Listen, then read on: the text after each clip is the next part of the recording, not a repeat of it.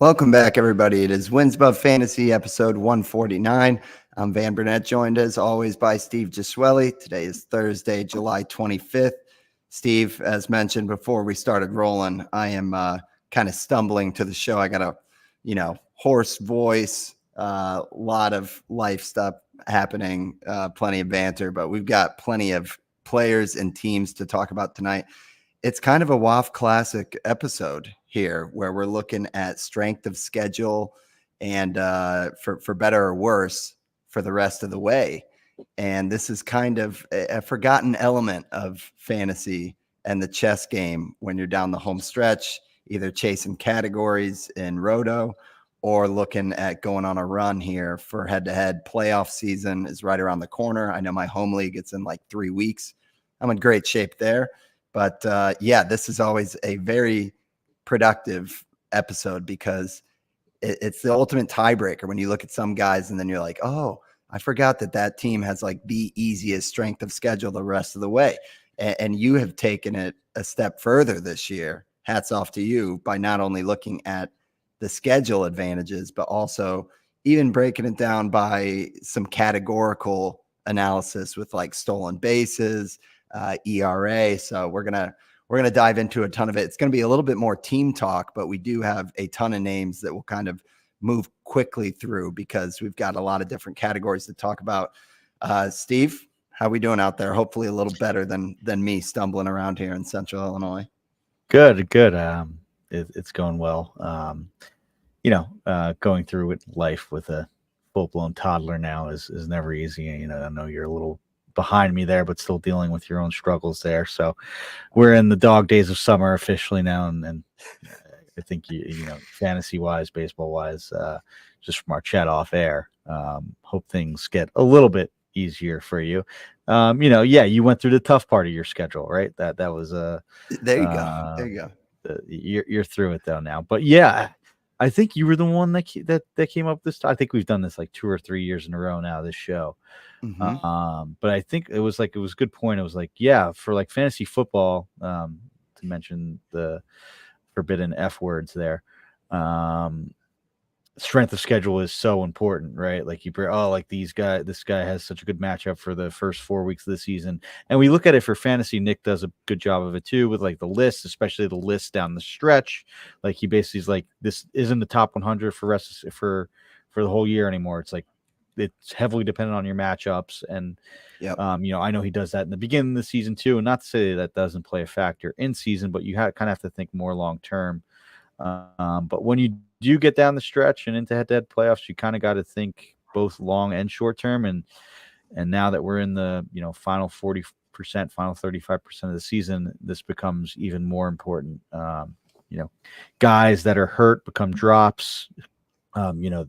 If there's a 2 to 3 week timeline for an injury in April, it's not that big a deal. If there's a 2 to 3 week timeline in August, which we are exactly a week away from right now as we're recording this on Wednesday night, a guy becomes like an instant drop. So you have to become more schedule dependent. And I think that's a great recurring show topic now that we've done in season around this time each year. So looking forward to breaking it down. But I do want to hear about the tease. The tease that you gave me off air. I know we went through some of the stuff you were working through. I don't want to get too in depth with it, but no, can't leave me hanging like that. Oh, it's been a Murphy's Law here between like a lawnmower rock that hit a window pane, storm that knocked down a gutter. But the grand finale was about a week ago where I was just hacking some golf swings in the backyard, and Alyssa's like, hey, will you just hold this window shutter real quick? Just hold it for me. I'm going to unscrew it because I want to like power wash it and like get something out from behind it. Unscrew it. I'm just holding this thing. As we pry it off, dude, I just start seeing these creepy crawlers coming out of there. And I'm like, what is this? Like termites? What am I looking at here? She's kind of looking at it, pries the thing off. She's on a ladder rung, by the way. The story is going to make me look like the worst husband of all time. And 15 bats fly out of the man. shutter and just like swarm toward us. So I like hit the deck and like roll. I just hear Alyssa like shrieking behind me. I'm like, get off the ladder. So she jumps down. She ends up getting a bite on her leg from a bat, dude. We have to go to the emergency room, rabies shot. She had 4 rounds of rabies shots. I'm telling you, Steve, like the strength of schedule needs to improve for me. I am in it, man. Oh man, she didn't turn into like a vampire or anything, right? No, Not yet. No, not yet. But I think, after your, what do you have, like the groundhogs in the yard? Yeah. They were I had gone the for a while until I coyote. saw one tonight. Yeah. Yeah, the This is groundhogs. I got the coyotes. yeah. We got to If keep the creature talk. if we ever need to rebrand, we could rebrand like Seinfeld and become Scandals and Animals. Yes, If the fantasy absolutely. doesn't work out for us. But oh my god, that is My crazy. Now, and like and I've had friends that have had like a bat in their house and like got it out. Like that seemed like it was a full blown like bat infestation. Like, did you have to call like the exterminator to get rid of anything else? no, Or I mean, they're no? just outside in the windows. They take care of the mosquitoes. So TBD. I'll keep you posted. But I know that's So not you why. still may have all these bats like living with you. They're all on the outside of the house. But yeah, I mean, we Okay. took the thing So what were down. they behind? They were behind A like window shutter, like on the window shutter. exterior of the house. Okay. So yeah, Yeah, they're because if just they were shutting in your down. house, like people hear them and stuff, like in No. the attic and everything. So That's we what you have to be started. We careful of. started. I know that's even worse. But Yeah. yeah, we have what I found out is a cauldron of bats, which is a pretty Cool word. dope Yeah. name. Yeah, it'd be a good Yeah. team name with like a fan section. The cauldron. Yeah. Yeah, I've been thinking a lot about bats. The other brief thing, Steve, and then we got to get to the real action because we got a ton. Is TJ, not Nestico, who guessed it on the pod, but TJ from the Listener League, told me that I have to tell you that when you get going on the podcast and you're just in like low tone of voice, he said Steve sounds exactly like Norm Macdonald. And he sent me a Norm Macdonald, Steve Giswelli impression today on a voice memo. And I told him, listen, I'm going to bring it up on the show. So now it's happened. And now I'm going to listen for it. So there you go. I don't know if you got anything to add to that. You don't have I'll to. take that as a compliment, I guess. Norm Macdonald's a legend. It's an absolute Yeah. And And high praise from TJ. And one of these days I'm gonna tail him on those parlays, and we're not gonna, if I don't show up for the show, me and TJ will be like in Hawaii or something, yeah, there will be signs talking fantasy baseball yes. by ourselves out there. There will be signs. Yes. We'll have to retweet TJ. He's got some incredible parlays. He's hit like a 25 legger. So anywho, Steve, let's talk about the show topic briefly. Looking at rest of season, strength of schedule. I think what's unique about this is not only, like I said, it's the tiebreaker, but also this time of year you can roll this in with anything like prospects to stash. It's definitely stash season. So as we go through these team names, I feel like I've cited Matt Heckman on Pitcher List, has a great kind of recurring article on prospects to stash, and he does the hitter side. So we'll note that. But yeah, every year it seems like you can get an advantage, even if it seems like it's a stuff and things piece, like an SP 5 or 6 back end of the rotation. When you look up and see that they got like, the Athletics 6 games and, the Rangers just like struggling offenses, I think that's where there's a lot of potential. Definitely. And I don't mean to nitpick here, but can you name the team with the highest WRC plus since July 1st? Is it the Rangers? It's the other team that you said. It's Rooker and yeah, okay. The Machinations. So the Athletics. Okay. Yeah. So who's the shortstop I missed out on? That like super util guy's been Jacob Wilson. He got sent to the IL, I think, after a game no, or two. not Wilson. Who am I thinking of? He just got scooped up. Thing that's gonna bug me. Lawrence Butler, but I think he's outfield. I mean, he's been one of the best players in the league. No, Schumann. Schumann, yeah, he's been a popular ad. He's been really good too. But yeah, I kind of mentioned it to Alex T. Guys were talking last night about the A's, and he mentioned how the A's have been sort of a hitter development success this year.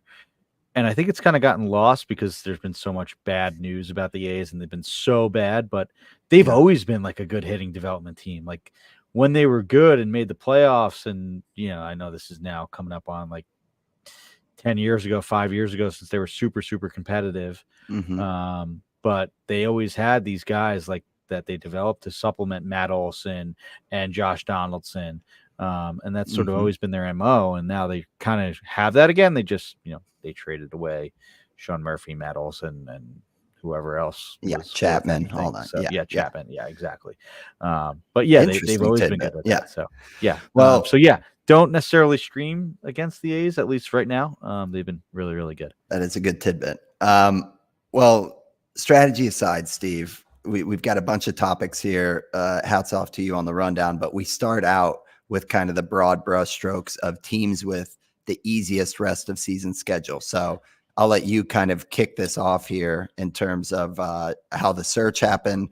We'll get into the teams and we can kind of pause and talk about kind of the, I guess, player takeaways, although encourage the listeners, if there are any teams we mentioned, keep it in the back pocket for your own analysis. Go out there if you're watching for a pitcher call up. Yeah, or anything we're not going to get scratching any, the surface. Yeah, or like if you're trying to trade for a pitcher, like I think that this could be used sort of as a tiebreaker. Like if you're looking to add a guy for a week, add a guy that potentially has an easier schedule. If you're between two guys, because maybe you hold on to them and they have a hot stretch because they're facing worse teams.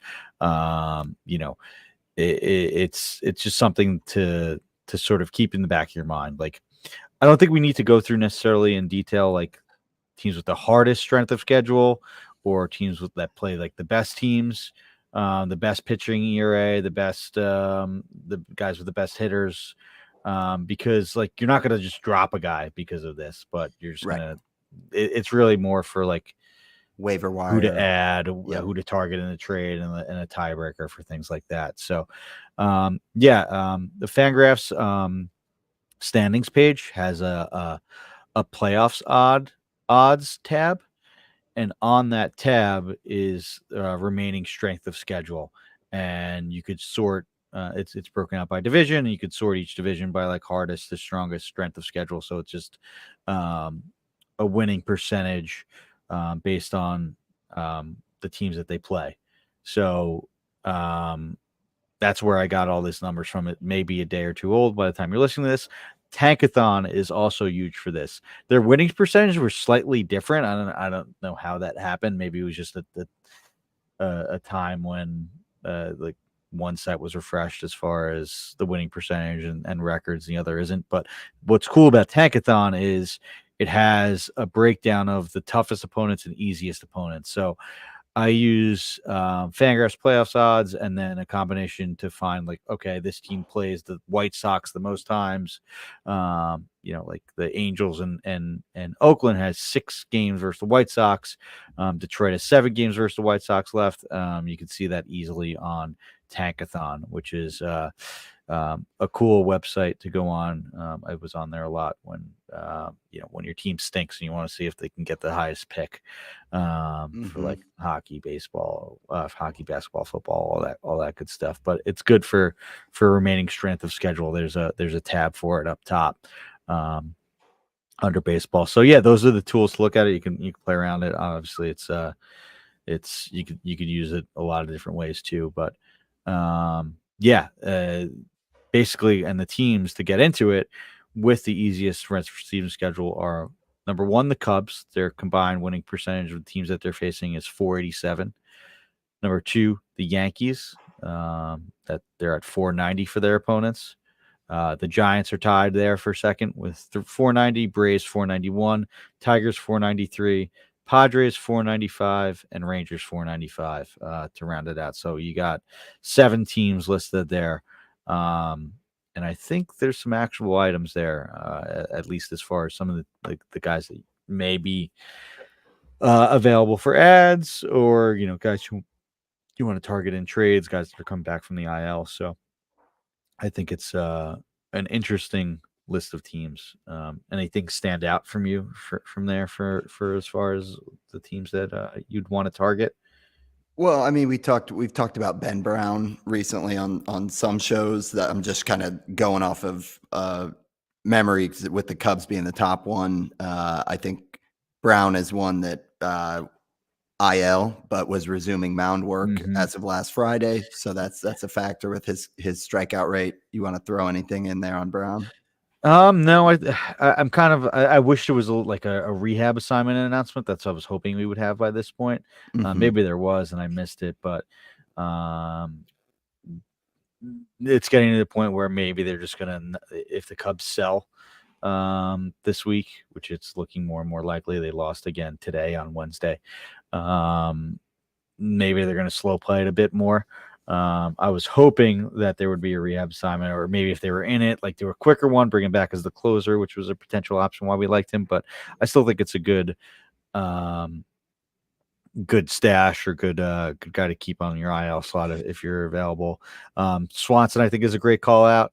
He's hitting 333 over the last 48 bats. I'm just trying to look for the Cubs. So Matt Shaw was number 3 on Matt Heckman's pitcher That's a list good one. hitter Yeah, prospects to to stash. stash. He's on a 20 homer, 40 steal pace, and although he's in Double A, he's just like scorched earth right now. So I think that's just a name to watch and act super quickly. I added Tyler Fitzgerald on the Giants to my home league, Steve. He had You four got switched straight over to my games. home, yeah, with the Yeah, homer. 4 straight games with a homer. And yeah, I mean, granted, there was a Coors series in there, but just 22% rostered in Yahoo. And in Yahoo, at least, he's shortstop outfield, which outfield is pretty thin. And yeah, with the Giants having the third best strength of schedule, I think Fitzgerald is a good one. And then I like that you kind of called out Soler there as well, because it just seems like he's got to have like a patented power binge ahead of him, right?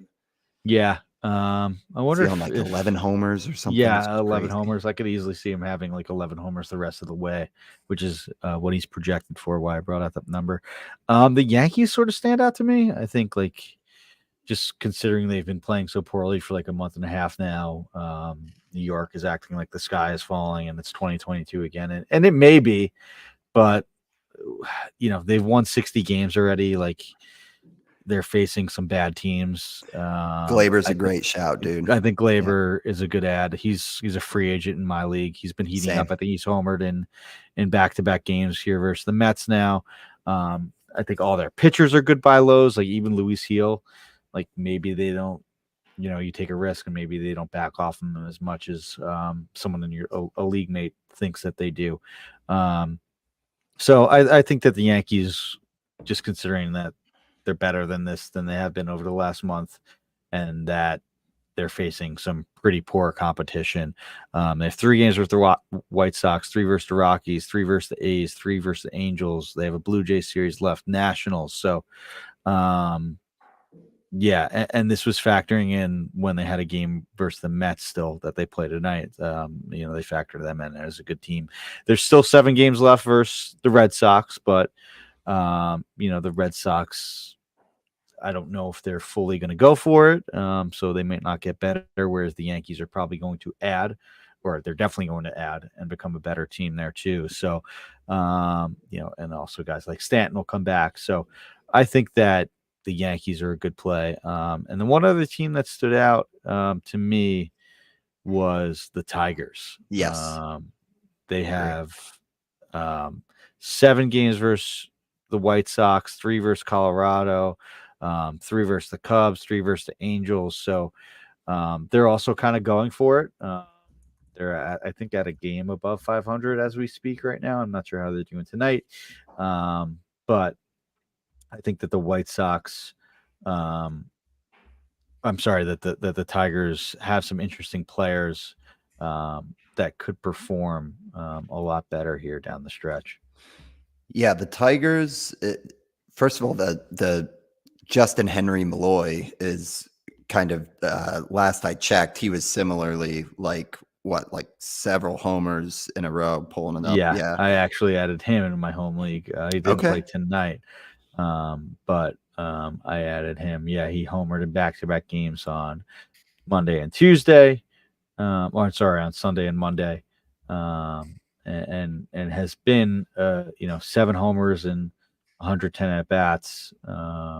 Yeah, sure, the strikeouts are pretty high, but um, it's definitely got some pop in his bat. In the last 30 days, he's got an 866 OPS with 5 homers. Yeah. Yeah. And then be remiss talking about the prospects to stash to not mention number 2 on Matt Heckman's list is Jace Jung, or Young, if that's how it's pronounced, for the Tigers. Second base, third base. So it would have to be either Malloy or Colt Keith, who would probably have to make way. But yeah, Young has 270 average, 14 Colt homers. Keith's also been great. I would doubt that they would move him. They would move him off it. But if Marcana gets traded, like if they make a small move, like they have got, like that's something that the Tigers I think could definitely do. They could sell while promoting a guy and actually get better, right? If they traded Marcana or another a Gio Urshela, something like that, like they may actually get better even though they sell a piece, right? So that's an interesting name. And then on the pitching side, I'm sure the number one stash is Jackson Jobe, so it's definitely time to stash him. Reese Olson got hurt. I know it was his shoulder, so it's a bit concerning, but there's no surgery, so if he does like start up a throwing program like relatively quick, like maybe you can add him back. If I know he was a drop in a lot of deeper leagues, so that's also an interesting name to keep in mind. Yeah, rounding out the list. Well, we passed up on the Braves. I did spec add that Nacho Alvarez, who came up in the minors. He had 23 or 21 steals, a 293 average. I think he went like 1 for 5 with 3 strikeouts today or yesterday. So it was today, we'll see. But he is hitting second, which is interesting, obviously, in that lineup. Shortstop there, Alvarez. So one to watch for what he was doing in AAA and the schedule and the offense context. But he's similar to Malloy. Like all these guys, if they're this widely available and kind of off the radar, they usually have some holes in the swing and stuff like that. But the one I wanted to just kind of throw out, because like I said, SP7s can even help this time of year. Interesting that the Padres with this Randy Vasquez guy. Now this could be like a Humberto Alvarez or whatever that one guy with the ultimate swing and miss, but just 4% Humberto Castellanos was it? I think Castellanos. Yeah, that was one of my best calls on WAF. It's like 4% rostered for Randy Vasquez, but 5 starts in a row where he's had really good run prevention, not a lot of strikeouts, but a 2.11 ERA and a 103 WHIP. So that one is interesting. And then I don't know, Steve, with the Rangers, they got like between Heaney, Lorenzen, John Gray, like some of those guys show flashes. Lorenzen had 8 strikeouts his last outing. Heaney's been up and down as he always is. But if they've got a soft schedule, again, those could be ones that like, you pick them up and stream them, but then you might really like their next start. Or if they've got like a 2-step, it could be one just worth mentioning and keeping in mind. But I don't know if you got anything else you want to hit on with this list. I think it's good to just know. I streamed Randy Vasquez last night, and not bad. And he's been a guy that Saris of the Athletic has called out a bunch because he does have decent stuff. So I would be surprised if some more strikeouts were to come. Okay. If we're talking about him, when I took a look, Steve, he also between like April, May versus June, July, when he's had this turnaround, has completely ramped up usage of a cutter and introduced a sweeper. So neither pitch in a vacuum looks great, and he's still not striking out nearly enough people. But it's interesting. It is only an 8% swing strike rate and just a 23% CSW. So that doesn't inspire a ton of hope. He actually came over in the Soto deal, which is pretty interesting. But I mean, the sinker is decent stuff. The cutter is above average stuff. The slider and curve are the slider is a 137 stuff plus, and cutter and curve has a 125 stuff plus. So it's above average stuff, 106 overall. So that's why definitely likes him. So maybe there's something being unlocked with the slider whiffs or that sweeper there. 6 pitches more than 10% of the time is that's something that not a lot of guys can claim there. Yeah, he's still young, so maybe it's he in terms of service time, right? He's had close to like 100 major league innings now between the Yankees last year. and the 69 innings with the Padres. But yeah, he's been someone that I've had my eye on, like just because it was a name from preseason for that the stuff enthusiasts talked about. So I like Randy Vasquez, especially in deeper league plays, and there's going to be a lot of good matchups for the Padres, right? I think they have. We'll get into it, but they play teams with. They're probably the number one team to target for pitchers. We'll get into that in the second, but just a little tease there. Yeah. So yeah, I like the tease. we're officially a Randy Vasquez podcast. Hopefully, it goes better than Humberto Castellanos. Yeah, that's a nice tease there, Steve. And we've got hardest rest of season that we'll breeze through, and then teams with the worst and the best ERA and what you could possibly target there. But we're going to take our first ad break, and we'll be right back after this. Okay, so Steve, I know we didn't want to spend a ton of time with it, but teams with the hardest rest of season schedule, you got the Red Sox, opponent at win percentage 514. Then you got the Guardians right next to them, 513. Then it goes the Rays, the Rockies, the Blue Jays, the Marlins, and the Phillies. So again, Red Sox, Guardians, Rays, Rockies, Blue Jays, Marlins, Phillies. If you got a lot of shares of those guys, or you got some guys that you're on the fence with, there might be some tough sledding ahead. Not sure. I mean, I just threw out some stash names because I know like Nick York is a popular stash candidate, Junior Caminero. Those guys, it's just, you always get starry-eyed about stashing these prospects, but sometimes when they come up and it's ice cold, one more thing working against them is they've got a tough slate, right? Yeah.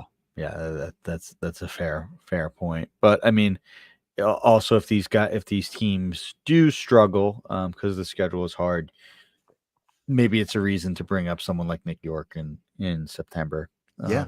And I think you would see what they obviously, got. Obviously love to add guys like that. But if you're again looking at like tiebreakers, just know that that's in the wrong direction for strength of schedule for guys like that. But anything else you wanted to add here? I mean, I'm certainly not loving seeing the Red Sox with the number one after I rolled Pivetta out in Coors today and he got hammered. Yeah. But yeah, it's baseball. So you're going to play tough games as well. So yeah, it's true. And I mean, you had the Stones to start him in Coors. I was actually talking today with shout out to Luke, listener of the podcast, and Pivetta, manager. I've tried in a league I am in with him. I've tried to trade for Pivetta all year. He was pretty shocked that I didn't have any shares.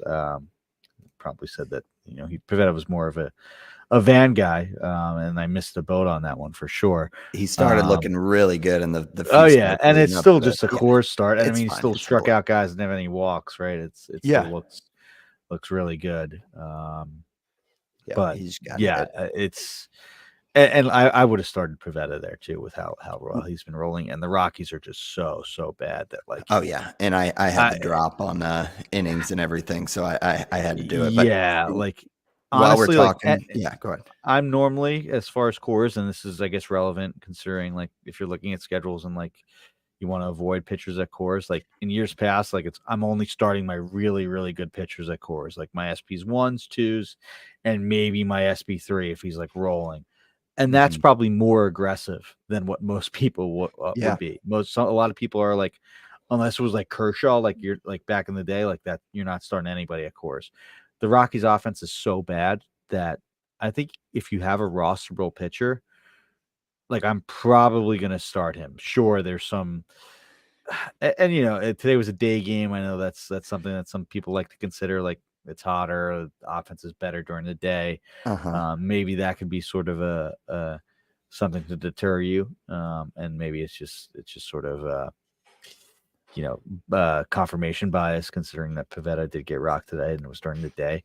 But I'm still starting like most of my rosterable pitchers in Colorado because the Rockies are just so bad. Look what Hayden Birdsong did there. Chris Towers always says it over at CBS that like you might see an insanely good start in Coors, or the opposite. It's just like you kind of have to hold your nose, especially with the Rockies being this bad. Yes, but real quick before we get to teams with the worst ERA, I do got to give you a quick shout, Steve, because you were hyping Vlad big time on our last couple episodes, and 5 homers in the last 6 games. It's a little hats off to you there. Most people, you would have been lucky to get him in a trade, but great to see you calling the shot there. I'm like, I don't. It's not like it was my best call ever. Like, and there's still, like, we're a far cry from the Vlad of 2021, but maybe it's because the Blue Jays were just so bad to start the year, and he was pretty bad. Like, the talk on Vlad early in the season was like he was droppable. Like, there was just, it was just like, and I guess coupled with the fact that last year was pretty bad for him, and sub 800 even OPS. sub 800 OPS, and even the year before when he was quote unquote good, he had an 18 OPS, and it was just 32 homers after the 48 homer season. But like, the hate went so far on this guy, and you look at it now, and he's back on to like a close to a 35 homer pace, right? Like, he's at 18. And considering this run environment, this isn't going to be updated for the homer and single that he had today, but he's at a 140 WRC plus.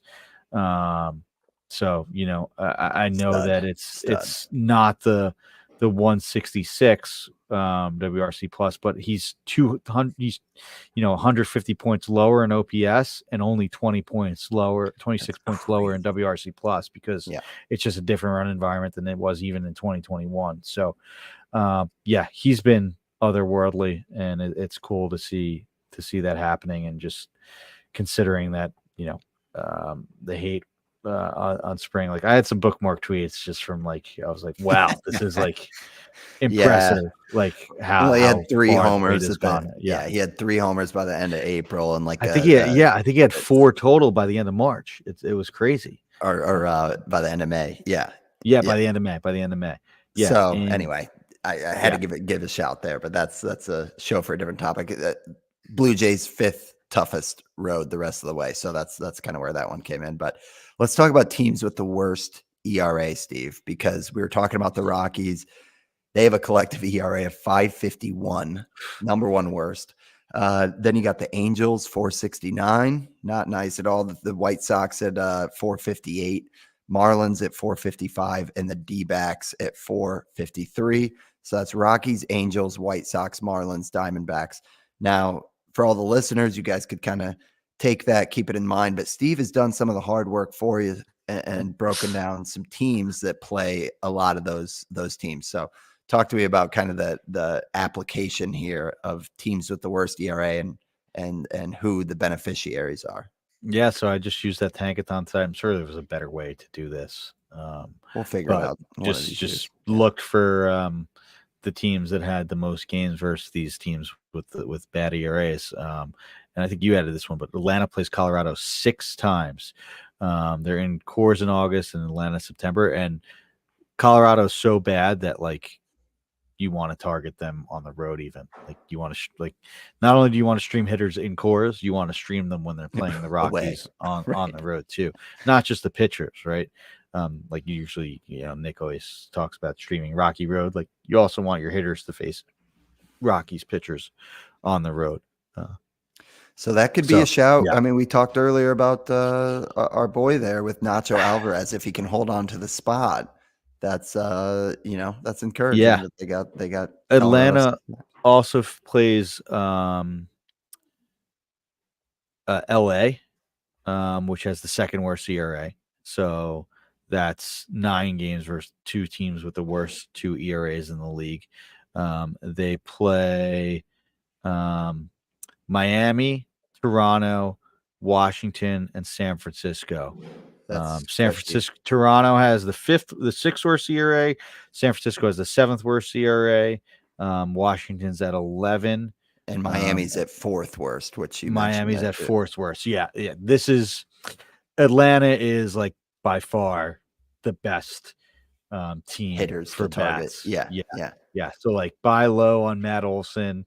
Like, it's not quite that levels of hate there, but, like, people are just considering this season a wash for him. Nacho Alvarez, I think, is a great play. There now. Kelnick's kind of an Just got interesting one. dropped in my league. Yeah, he's been a good one.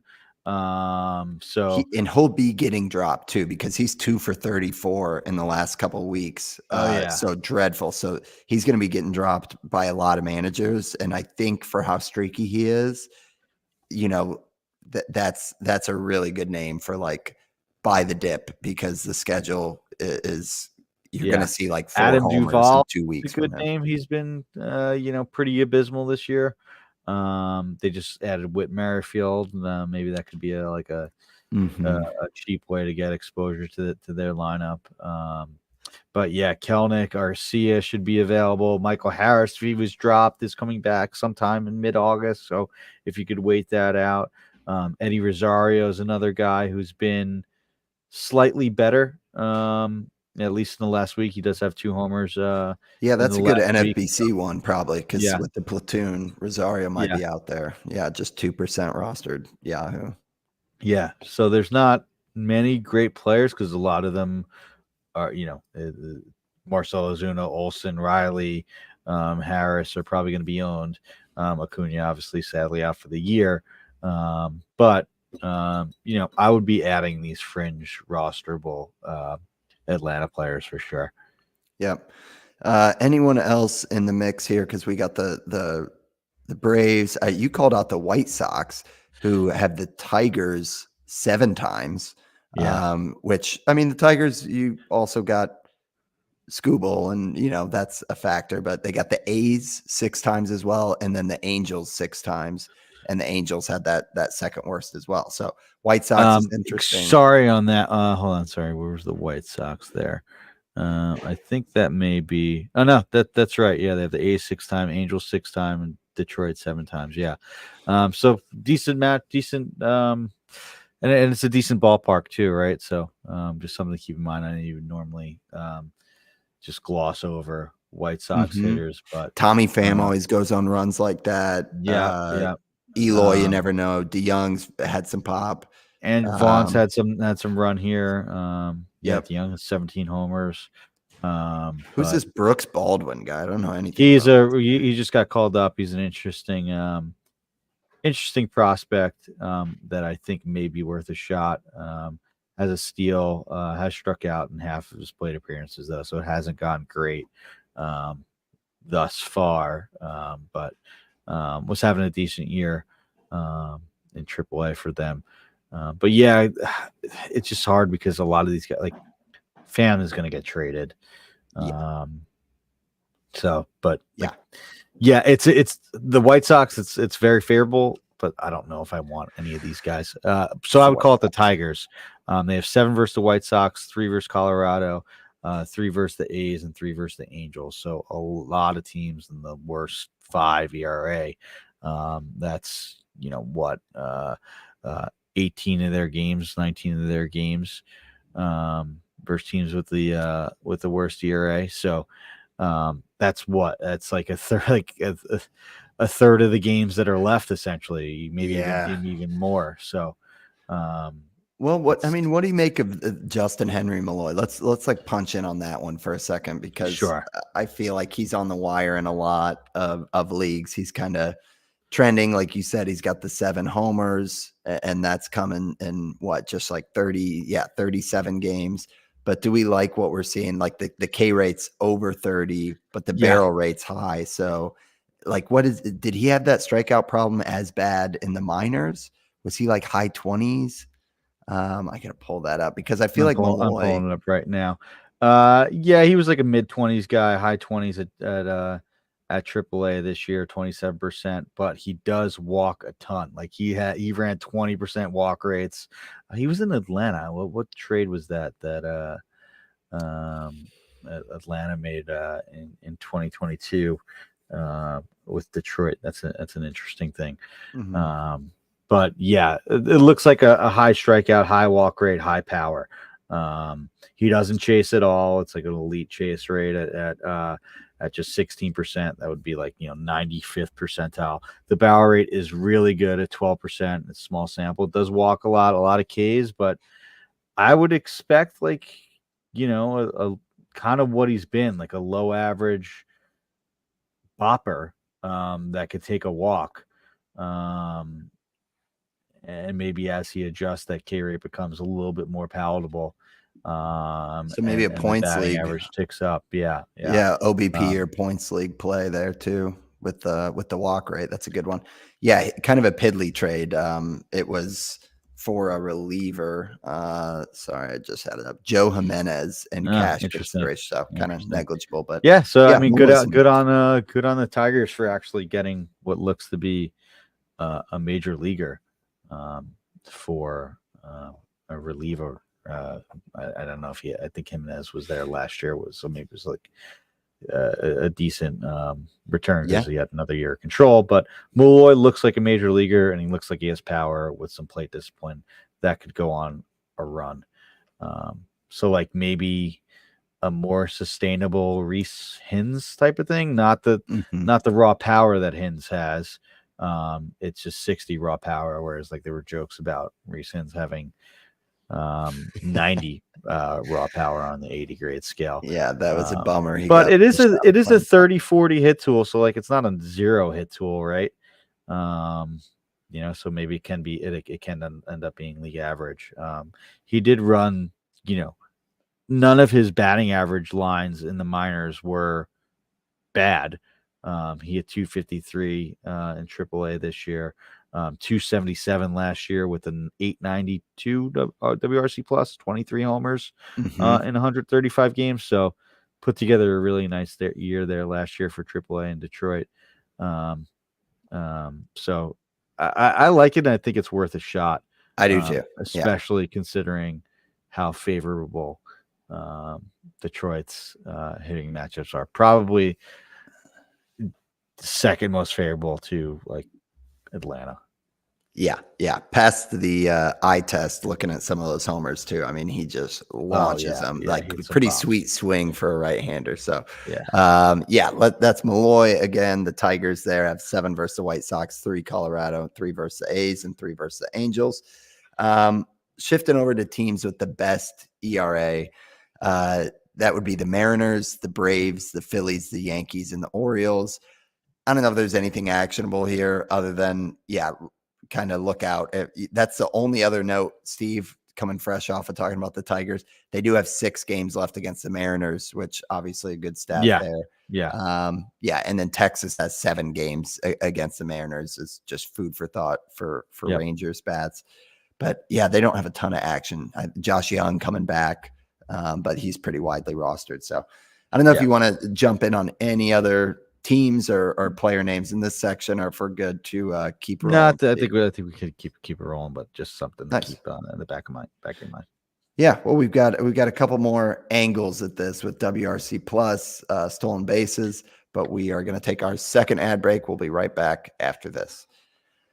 All right, so Steve, talking about just teams overall with the best WRC plus, we've got the Dodgers first overall, the 119 WRC plus. Orioles 117, Yankees 117, Mets 114, and then the Twins. Little surprising there with 113. Quick shout out on the Twins. David Festa, who we've been talking about throughout, got brought back up for a start today. And while it still wasn't sparkling, he did come in I should say, kind of long relief, right? It was an opener in front of him. But he had 7 strikeouts and 4 1/3.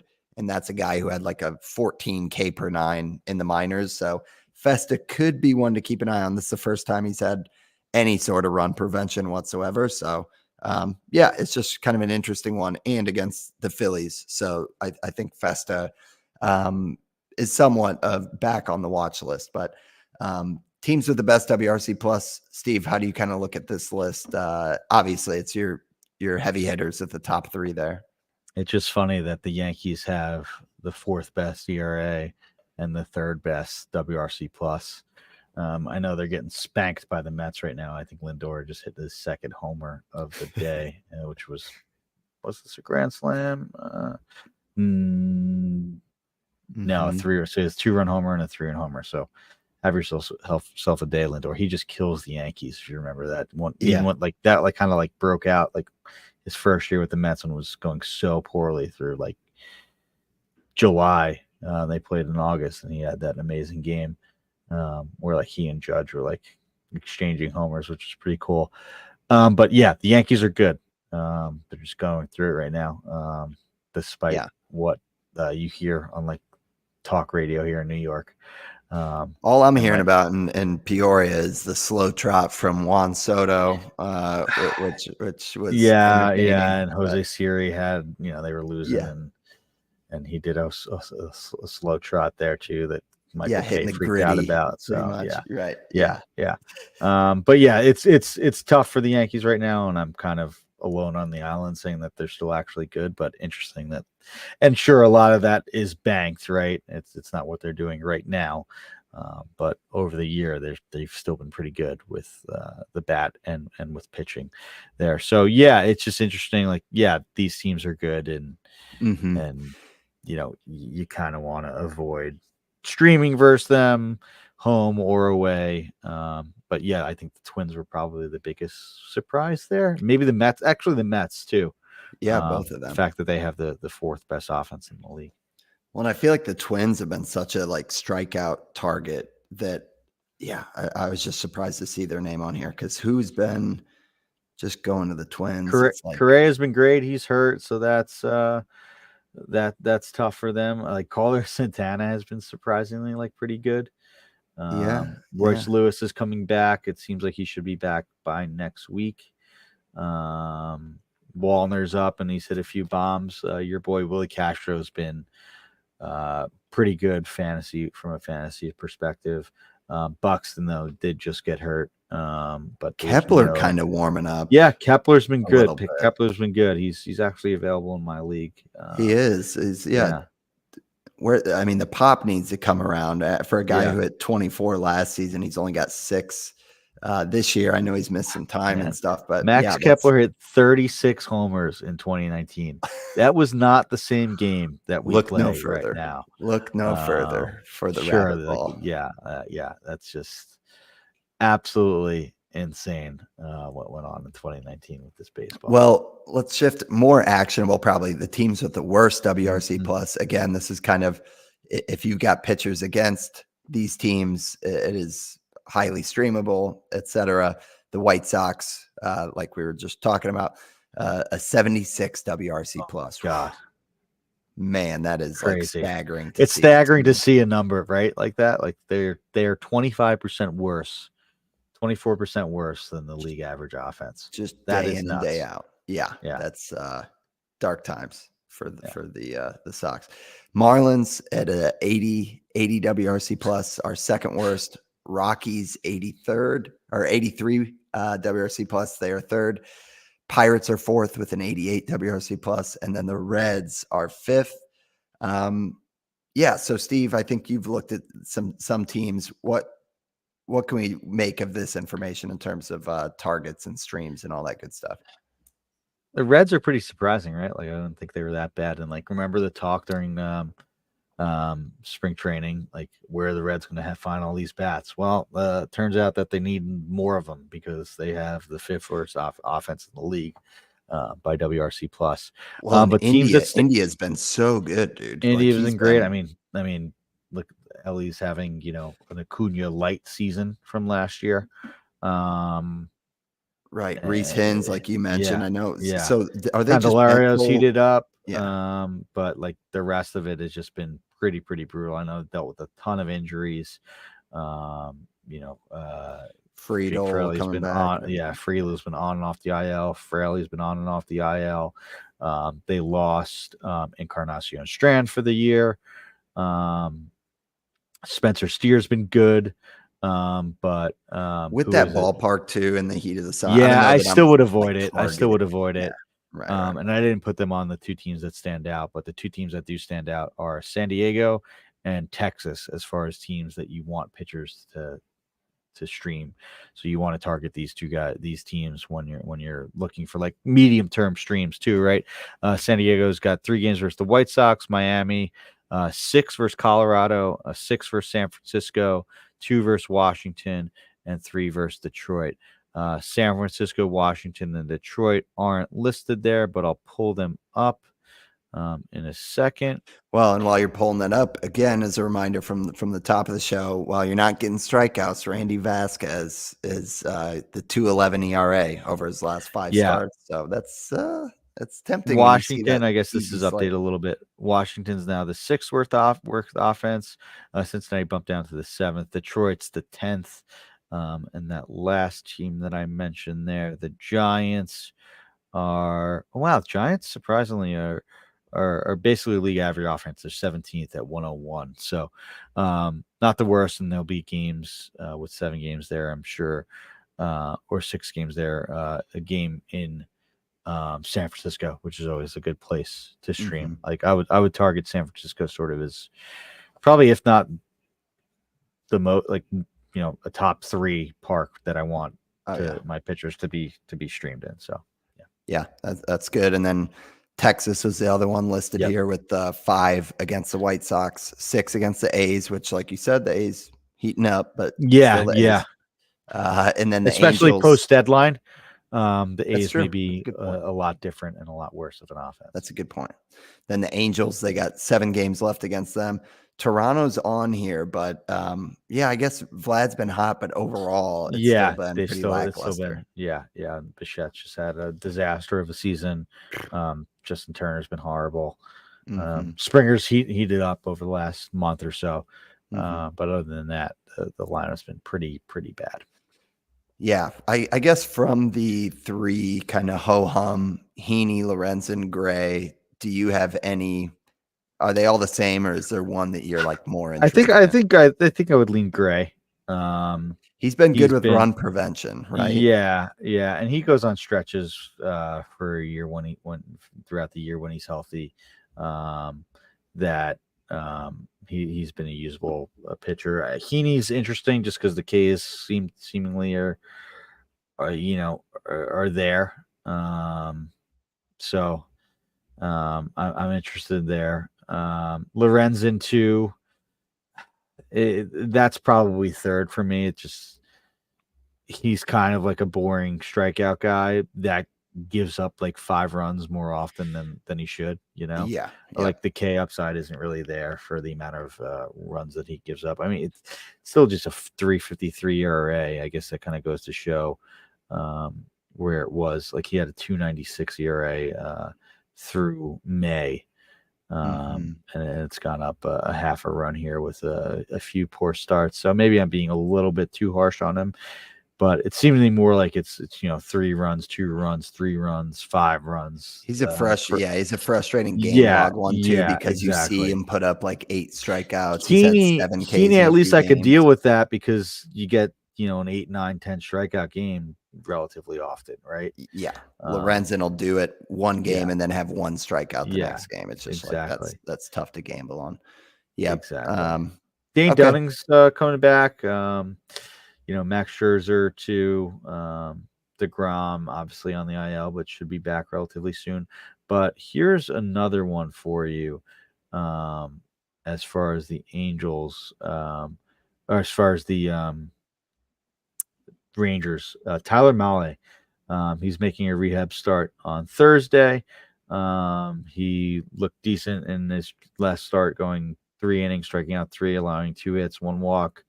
And he's worked his way back from Tommy John. Should be back in early August. So Tyler Mahle is a name to stash and keep an eye on.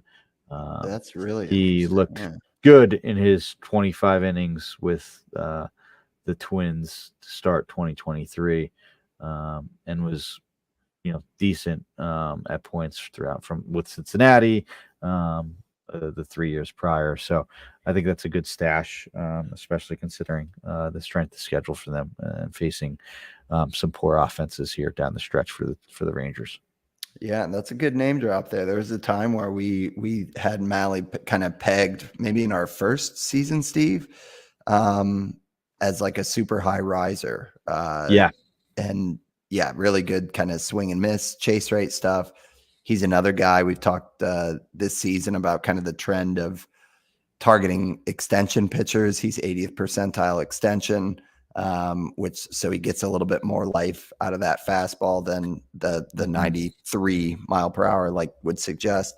So yeah, Mahle, I completely forgot about him. I had no idea, honestly, that he was on the Rangers. So that would be a great one to maybe find a 2-start stretch where he's got like the A's and the Angels, or soft matchup against the White Sox. So yeah, that's a good watch list one there. Let's round out, Steve, with kind of getting a little niche category here with the teams that allow the most stolen bases. So talk us through kind of the methodology on this list. Yeah, so just went to the Fangraphs leaderboard, and if you go on the team leaderboard for fielding, and you look at the standard tab, you just see who's allowed the most stolen bases, and you can also see like a caught stealing number there too. So despite teams who have allowed the pure most stolen bases, it's the Giants at 96, Marlins 93, White Sox 89, Mets 89, Cardinals 88. And then interesting notes, the Rangers only have 14 caught stealings and the Cubs only have 13. So even though their totals aren't that high, they are not good at catching teams. The Rays also have allowed 81 stolen bases, only caught 15. Cardinals allowed 88, only caught 14. So those are just the teams sort of to target if you're looking for stolen bases. I know it's not as hard to come by now, but if you see teams that have, the Cardinals and Giants back to back in series, like you could expect some steals and guys to be running, running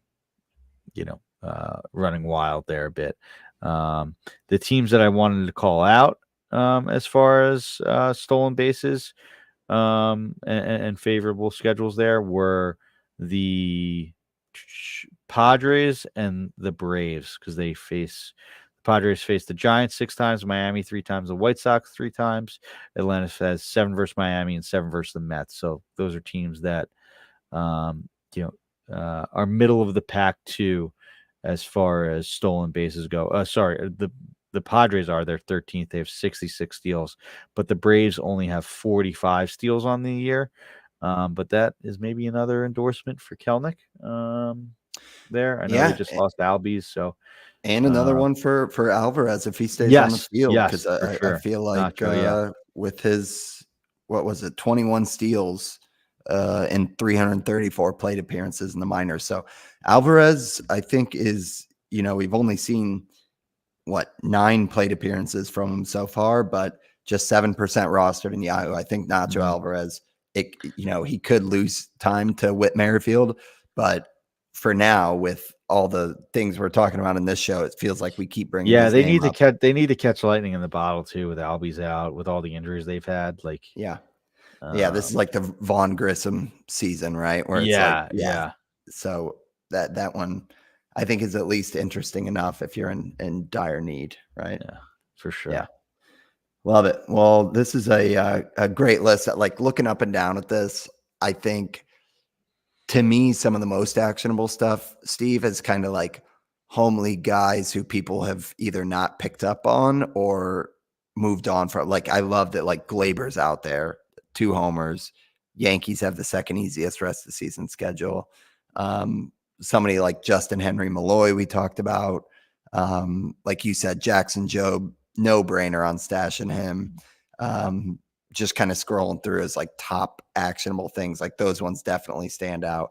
And then I do think, I know I grabbed him in the home league, but Tyler Fitzgerald with homers in 4 straight games, and the Giants having the 3rd easiest rest of the season schedule. Like, these are ones that it's almost like add them, see if they catch fire. Yeah. It's just reason to. It's I was looking for a bat to stream today, and it's like, I looked for one to add that also is playing tomorrow. Like, just little things like that give you advantages, especially in head-to-head leagues where you have matchups and they become much more meaningful. And then also for if you're trailing in the hits category or batting average, like, getting those extra games and extra good matchups are invaluable. Yeah. Absolutely. Well, that's a tight hour there. Packed a lot in. Cannot believe we actually got through it in an hour, Steve. But Nice work. yeah, thanks to all the listeners tuning in. We will still be here weekly rest of season. So feel free to hit us up on Twitter at Wins Above Pod. I'm at Van_verified. Steve is at Stav8818. If you guys got a home league question, looking for advice, want a topic, send it our way. We'll definitely work it in this time of the year. But otherwise, Steve, I know we've got a couple show topics still on the horizon that we're excited to get to. It's about to be kind of trade deadline season, prospect call-up season. Yeah. So still going to get one more big wave of a lot of actionable stuff to hit on down the home stretch. But super excited, man. I'm locked in. I will definitely have major playoff fantasy baseball happening in the home league. How's it going for you, by the way? It's good. It's good. Team's been good in the home league. Currently sitting in third. But Fantrax is great. You see like the Roto standings. I think I'm second or should be second in the overall points as far as we're in Roto the same standings. Yeah. Yep, same spot. But it's tight. Like the first two teams get a bye in my league. I'm like 13 games back from that. But about the same amount of games up from a playoff spot. So looking good there. And I think it's the same. I think after this week, we have three weeks left as far as regular season schedules. So we're coming up to it. It's exciting. I love it, man. So we have four. Sorry, 1, 2, 3, 4. Yeah, so we do one more week of regular season than you. We do a 2-week final and are avoiding and not playing during that last week. Gotcha. We got 3 left after this regular season, and then we just have the 1-week final. So 3 playoff weeks. But man, it'll be. So your league ends a few weeks early then. Yeah, we had a lot of banquet commissioner debates on people getting shut down early or we avoid that last week. The last week is tough, especially for head to head. All right, guys. Well, thank you as always for tuning in. That is episode 149, Wins Above Fantasy, talking rest of season, strength of schedule. Thanks for talking baseball with us. Thanks for listening, guys. Later.